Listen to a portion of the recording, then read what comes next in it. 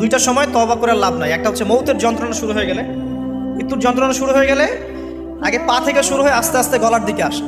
হাদিসে যেমনটা এসেছে, সূরা ওয়াকিয়ার মধ্যেও আছে যে পায়ের দিক থেকে যন্ত্রণা শুরু হয়ে আস্তে আস্তে আস্তে আস্তে এই গলার দিকে আসে, এবং আত্মাটা গলার এখানে যখন চলে আসে, এখান থেকে মালাকুল মউত আত্মাটাকে নিয়ে চলে যায় এবং চোখ দিয়ে তাকিয়ে থাকে মানুষ। রুহটা চলে গেলে মানুষ চোখ দিয়ে তাকিয়ে থাকে, দেখবেন এই কারণে মৃত ব্যক্তি তাকিয়ে থাকে, চোখ খোলা থাকে। এবং তখন আসমান থেকে সিঁড়ি নামিয়ে দেওয়া হয়, ওই সিঁড়িতে করে আত্মা চলে যাচ্ছে, ও তাকিয়ে দেখে যে আত্মা চলে যাচ্ছে। এবং মানুষ মারা যাওয়ার পরে চোখ জীবিত থাকে অনেকক্ষণ।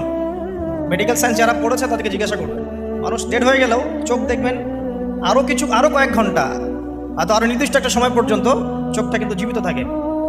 এই জন্যে চোখ বন্ধ করে দিতে হয়। যাই হোক, যেটা বলছিলাম যে মৌতের যন্ত্রণা শুরু হয়ে গেলে তওবা করে লাভ নাই, তওবার দরজা বন্ধ।